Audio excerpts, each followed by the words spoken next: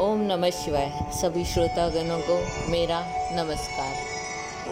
आप सब किसी न किसी दुख या परेशानी से अवश्य गुजर रहे होंगे, क्योंकि ये इंसानी देह में ये दुख सुख तो लगे ही रहते हैं। इसका एक सरल उपाय मैं आपको बता सकती हूँ।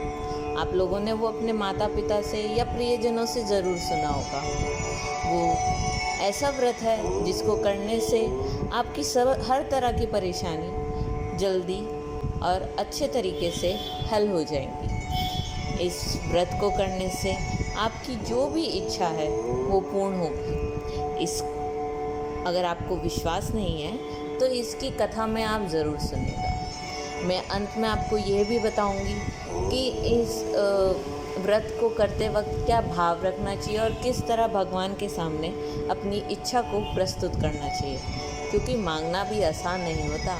भगवान भी हमारी कुशाग्र बुद्धि का परीक्षा लेते हैं कि हम किस तरह से उनसे अपनी बात रखते हैं। तो कृपया करके पूरी वीडियो अंत तक ज़रूर देखिएगा। और अब हम शुरू करने जा रहे हैं 16 सोमवार व्रत कथा। ये व्रत जो हर सुख देने वाला है, शांति देने वाला है, इस भूतल पे ही नहीं बल्कि शिवलोक में भी आपका स्थान पक्का करता है।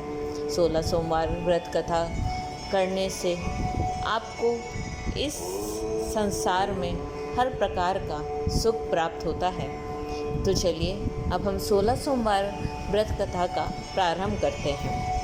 मृत्यु लोक में भ्रमण करने की इच्छा करके एक समय में श्री भूतनाथ महादेव जी माता पार्वती के साथ पधारे। वहाँ वे भ्रमण करते करते विदर्भ देशांतर्गत अमरावती नाम की अति रमणीक नगरी में पहुँचे। अमरावती नगरी स्वर्ग के सदृश सब प्रकार के सुखों से परिपूर्ण थी। उसमें वहाँ के महाराज का बनाया हुआ अति रमणीक शिवजी का मंदिर था। उसमें कैलाशपति अपनी धर्मपत्नी के साथ निवास करने लगे। एक समय माता पार्वती अपने प्राणपति को प्रसन्न देख मनोविनोद करने की इच्छा करके ऐसे प्रश्न करने लगी, हे महाराज, आज तो हम तुम दोनों चौरस खेलें। शिवजी ने प्राण प्रिया की बात को मान लिया और चौसर खेलने लगे। उस समय इस स्थान पर मंदिर का पुजारी ब्राह्मण मंदिर में पूजा को आया। माता जी ने पुजारी से सवाल किया कि पुजारी जी बताओ, इस बाजी में किसकी जीत होगी। पुजारी बिना सोचे जल्दी ही बोल उठा कि जीत महादेव जी की ही होगी। थोड़ी देर में बाजी समाप्त हो गई और पार्वती जी की विजय हुई। तो पार्वती जी ने पुजारी को झूठ बोलने के अपराध के कारण कोढ़ी होने का श्राप दिया। कुछ समय में पुजारी के शरीर में कोढ़ पैदा हो गया। पुजारी अनेक प्रकार से दुखी रहने लगा। इस तरह के कष्ट पाते पाते जब बहुत दिन हो गए तो देवलोक की अप्सराएं शिवजी की पूजा करने उसी मंदिर में आई और पुजारी के कोढ़ के कष्ट को देखकर बड़े दया भाव से उससे रोगी होने का कारण पूछने लगी। पुजारी ने निसंकोच वह सब बात उनसे कह दी। तब वह अप्सराएं बोली, हे पुजारी, अधिक दुखी मत होना, भगवान शिवजी तुम्हारे कष्ट को दूर कर देंगे। तुम सब व्रतों में श्रेष्ठ जो 16 सोमवार का व्रत है उसको भक्ति के साथ करो। तब पुजारी अप्सराओं से हाथ जोड़कर विनम्र भाव से 16 सोमवार के व्रत की विधि पूछने लगा। अप्सराएं बोली, जिस दिन सोमवार हो उस दिन भक्ति के साथ व्रत करें, स्वच्छ वस्त्र पहने, आधा सेर अच्छे बिने स्वच्छ गेहूं का आटा लें, उसके 3 अंग बनावें और घी, गुड़, नवेद, पुंगी फल, बेलपत्र, जनेऊ, जोड़ा, चंदन, अक्षत, पुष्पादि के द्वारा प्रदोष काल में भगवान का विधि से पूजन कर तत्पश्चात अंगाओं में से एक शिवजी को अर्पण करें, बाकी 2 की शिवजी की प्रसादी समझकर उपस्थित जनों में बांट दे और आप भी प्रसाद पावें। इस विधि से 16 सोमवार व्रत करें तत्पश्चात 17वें सोमवार के दिन 1.25 सेर पवित्र गेहूं के आटे की बाटी बनावें, उसमें तदनुसार घी और गुड़ मिलाकर चूरमा बनावें और शिव जी को भोग लगाकर उपस्थित भक्तों में बांटें। पीछे आप सकुटुंब प्रसाद लेवे और भगवान शिव जी की कृपा से उसके मनोरथ को पूर्ण हो जावे। ऐसा कहकर अप्सराएं स्वर्ग को चली गई। ब्राह्मण ने यथाविधि 16 सोमवार व्रत किया। तब भगवान शिव जी की कृपा से रोग मुक्त होकर आनंद से रहने लगा। कुछ दिन बाद जब फिर शिव जी और पार्वती उस मंदिर में पधारे, तब पुजारी को निरोग देख पार्वती ने पुजारी से रोग मुक्ति का कारण पूछा, तो पुजारी ने 16 सोमवार व्रत कथा कह सुनाई। तब तो पार्वती भी अति प्रसन्न हो ब्राह्मण से व्रत की विधि पूछकर व्रत करने को तैयार हुई, जिसके कारण उनके रूठे हुए पुत्र कार्तिकेय स्वयं माता की आज्ञाकारी हुए। कार्तिकेय को अपने यह विचार परिवर्तन का रहस्य जानने की इच्छा हुई और माता से बोले, हे माता जी, आपने ऐसा कौन सा उपाय किया जिससे मेरा मन आपकी ओर आकर्षित हुआ। तब पार्वती जी ने वही 16 सोमवार व्रत कथा उनको कह सुनाई। तब वे बोले कि इस व्रत को मैं भी करूँगा, क्योंकि मेरा प्रिय मित्र ब्राह्मण बहुत दुखी दिल से परदेश गया है, हमें उससे मिलने की बहुत इच्छा है। तब कार्तिकेय जी ने इस व्रत को किया और उनको मित्र मिल गया। मित्र के इस आकस्मिक मिलने का भेद कार्तिकेय जी से पूछा, तो वे बोले, हे मित्र, हमने तुम्हारे मिलने की इच्छा से 16 सोमवार व्रत किया था। अब तो ब्राह्मण मित्र को भी अपने विवाह की बड़ी इच्छा हुई। उसने कार्तिकेय जी से व्रत की विधि पूछी और यथाविधि व्रत किया। व्रत के प्रभाव से जब वह किसी कार्यवश विदेश गया, तो वहाँ के राजा की लड़की का स्वयंवर था।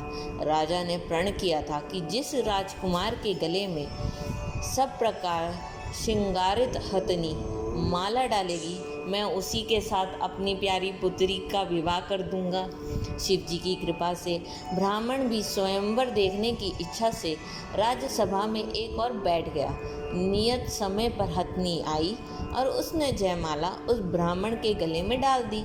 राजा ने प्रतिज्ञा के अनुसार बड़ी धूमधाम से कन्या का विवाह किया उस विपर के साथ, और विपर को बहुत सा धन और सम्मान देकर संतुष्ट किया।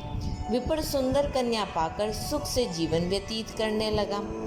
एक दिन राजकन्या ने अपने पति से प्रश्न किया, हे प्राणनाथ, आपने ऐसा कौन सा बड़ा पुण्य किया जिसके प्रभाव से हथनी ने सब राजकुमारों को छोड़कर आपको वरण किया। ब्राह्मण बोले, हे प्राण प्रिय, मैंने तो अपने मित्र कार्तिकेय जी की कथा अनुसार 16 सोमवार का व्रत किया, जिसके प्रभाव से मुझे तुम जैसी रूपवान लक्ष्मी प्राप्त हुई। व्रत की महिमा को सुनकर राजकन्या को बड़ा आश्चर्य हुआ और वह पुत्र की कामना करके व्रत करने लगी। शिव जी की दया से उसके गर्भ में एक सुंदर पुत्र उत्पन्न हुआ। माता पिता दोनों उस पुत्र को पाकर प्रसन्न हुए और उसका पालन भली प्रकार से करने लगे। जब पुत्र समझदार हुआ तो एक दिन अपनी माता से प्रश्न किया, माँ, तूने कौन सा तप किया है जो मेरे जैसा पुत्र तेरे गर्भ से उत्पन्न हुआ। माता ने 16 सोमवार व्रत की विधि के सहित पुत्र की सम्मुख प्रकट किया। पुत्र ने ऐसे सरल व्रत को और सब तरह के मनोरथ को पूरा करने वाला सुना, तो वह भी इस व्रत को राज्य अधिकार पाने की इच्छा से करने लगा और सोमवार को यथाविधि व्रत करने लगा। उसी समय एक देश के वृद्ध राजा ने अपनी पुत्री का विवाह ब्राह्मण युवक के साथ करके बड़ा सुख प्राप्त किया। वृद्ध राजा के देवलोक जाने पर यही ब्राह्मण बालक गद्दी पर बिठाया गया, क्योंकि देवांगत भूप के कोई पुत्र नहीं था। राज्य का अधिकारी होकर भी वह ब्राह्मण पुत्र 16 सोमवार को करता रहा। जब 17वां सोमवार आया तो विपर ने अपनी प्रियतमा से सब पूजन सामग्री लेकर शिवालय में चलने के लिए कहा, परंतु राजकन्या ने दास दासियों द्वारा सब सामग्रियां शिवालय भिजवा दी और आप नहीं गई।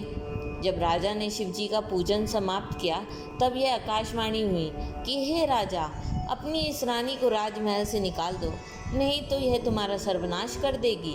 वाणी को सुनकर राजा तत्काल ही मंत्रागृह में आकर अपने सभासदों को बुलाकर पूछने लगा कि हे मंत्रियों, मुझे आज शिव जी की वाणी हुई है कि राजा तू अपनी इस रानी को निकाल दे, नहीं तो ये तेरा सर्वनाश कर देगी। मंत्री आदि सब बड़े विस्मय और दुख में डूब गए, क्योंकि जिस कन्या के कारण राज्य मिला है, राजा उसी को निकालने का जाल रचता है। यह कैसे हो सकता है? अंत में राजा ने उसे अपने यहाँ से निकाल दिया। रानी भाग्य को कौस्तुभ नगर के बाहर आई, बिना पदत्राण, फटे वस्त्र पहने, भूख से दुखी, धीरे धीरे चलकर एक नगर में पहुंची। वहां एक बुढ़िया सूत काट कर बेचने को जाती थी। रानी की करुण दशा देखकर वह बोली, चल तू मेरा सूत बिकवा दे, मैं वृद्ध हूँ, भाव नहीं जानती हूँ। बुढ़िया की ऐसी बात सुन रानी ने उसकी सूत की गठरी उतार अपने सर पर रखी। थोड़ी देर बाद ऐसी आंधी आई कि सूत पोटली के सहित उड़ गया। बुढ़िया पछताती रह गई और रानी को अपने साथ से दूर रहने को कह दिया। अब रानी एक तेली के घर गई तो तेली के सब मटके शिवजी के प्रकोप के कारण उसी समय चटक गए। ऐसी दशा देख तेली ने रानी को अपने घर से निकाल दिया। इस प्रकार रानी अत्यंत दुख पाती हुई सरिता के तट पर गई तो उस सरिता का समस्त जल सूख गया। इसके बाद रानी एक वन में वहां जाकर सरोवर में सीढ़ी से उतर पानी पीने को गई तो उसके हाथ से जल स्पर्श होते ही सरोवर का नीलकमल के सदृश जल असंख्य कीड़ों से भर गया। रानी ने भाग्य का दोषारोपण करते हुए जल को पान करके पेड़ की शीतल छाया में विश्राम करना चाहा। वह रानी जिस पेड़ के नीचे जाती, उस पेड़ के पत्ते तत्काल ही गिर गए। अपने वन, सरोवर, जल की ऐसी दशा देखकर उस वन के ग्वालों की अपनी गौओं को चारा और पानी ना मिलता देख बड़े दुखी भाव से यह सब कथा अपने गोसाई जी से कही, जो उस जंगल में स्थित मंदिर में पुजारी थे। ग्वाले रानी को लेकर गोसाई के पास गए। रानी की मुखकांति और शरीर की शोभा देख गोसाई जब जान गए कि यह अवश्य ही विधि और गति की मारी कोई कुलीन अबला है, ऐसा सोच पुजारी जी ने रानी के प्रति कहा कि मैं तुमको पुत्री के समान रखूंगा, मेरे आश्रम में ही रहो, मैं तुमको किसी प्रकार का कष्ट नहीं होने दूंगा। गोसाई के ऐसे वचन सुनकर रानी को धीरज हुआ। वह आश्रम में रहने लगी, परंतु आश्रम में रानी जो भोजन बनाती उसमें कीड़े पड़ जाते, जल भर के लावे उसमें कीड़े पड़ जावें। अब तो गोसाई जी दुखी हुए रानी से बोले कि हे बेटा, तेरे पे कौन से देवता का कोप है जिससे तेरी यह दशा है? पुजारी की बात सुन रानी ने शिवजी की पूजा करने को ना जाने की कथा सुनाई तो पुजारी शिवजी महाराज की अनेक प्रकार से स्तुति करते हुए रानी के प्रति बोले कि बाई जी, तुम सब मनोरथ के पूर्ण करने वाले 16 सोमवार व्रत को करो, उसके प्रभाव से अपने कष्ट से मुक्त हो जाओ। गोसाई जी की बात को सुनकर रानी ने 16 सोमवार व्रत की विधिवत संपन्न किया और 17वें सोमवार के पूजन के प्रभाव से राजा के हृदय में विचार उत्पन्न हुआ कि रानी को गए हुए बहुत समय व्यतीत हो गए, न जाने कहाँ कहाँ भटकती होगी, उससे ढूंढना चाहिए। यह सोच रानी की तलाश करने के लिए चारों दिशाओं में दूत भेजे। वे तलाश करते हुए पुजारी के आश्रम में रानी को पाकर पुजारी से रानी को मांगने लगे, परंतु पुजारी ने उनसे मना कर दिया। तब राजा स्वयं पुजारी के आश्रम में गए और पुजारी से प्रार्थना करने लगे कि महाराज, जो भाई जी आपके आश्रम में रहती है वह मेरी पत्नी है। शिव जी के कोप से मैंने इसको त्याग दिया था, अब इस पर से शिव प्रकोप शांत हो गया है, इसलिए मैं इसे लेने आया हूँ। आप इसे मेरे साथ चलने की आज्ञा दे। गोसाई जी की आज्ञा पाकर रानी राजा के साथ महल में आई। घर घर में मंगल गान होने लगे। पंडितों ने विविध वेद मंत्रों का उच्चारण करके अपत्नी राजरानी का आह्वान किया। ऐसी अवस्था में रानी ने पुनः अपनी राजधानी में प्रवेश किया। महाराज ने अनेक तरह से ब्राह्मणों को दान आदि देकर संतुष्ट किया। इस प्रकार से राजा शिवजी की कृपा पाकर पात्र बनकर राजधानी में रानी के साथ अनेक तरह से सुखों को भोग करते हुए आनंद से जीवन व्यतीत करने लगा। ऐसे ही जो मनुष्य भक्ति से 16 सोमवार का व्रत इत्यादि करता है तो वह इस लोक के सभी सुखों को भोग कर शिवपुरी को प्राप्त होता है। तो आजकल श्रोताओं, आपने 16 सोमवार की व्रत कथा सुनी। अब मैं आपको शिव पार्वती को प्रसन्न करने का एक सरल मार्ग बताती हूँ, जिसमें आपको कुछ नहीं करना है, सिर्फ और सिर्फ श्रद्धा भाव से शिव पार्वती को नमन करते हुए ये इच्छा रखनी है कि हे ईश्वर, हमसे या हमारे परिवार से किसी भी प्रकार की कोई भी भूल हुई हो तो उसको अपनी करुणा से माफ़ कर दीजिए, और मुझ भक्ति से जो बुद्धिहीन है, आपका ये व्रत रख रहा है, मेरे सभी कष्टों को दूर करके मुझे इस लोक में हर प्रकार का सुख, शांति और समृद्धि को दे, ताकि मैं इस भूतल पर सब प्रकार के सुख भोग कर आपके लोक में आ सकूं। ओम नमः शिवाय।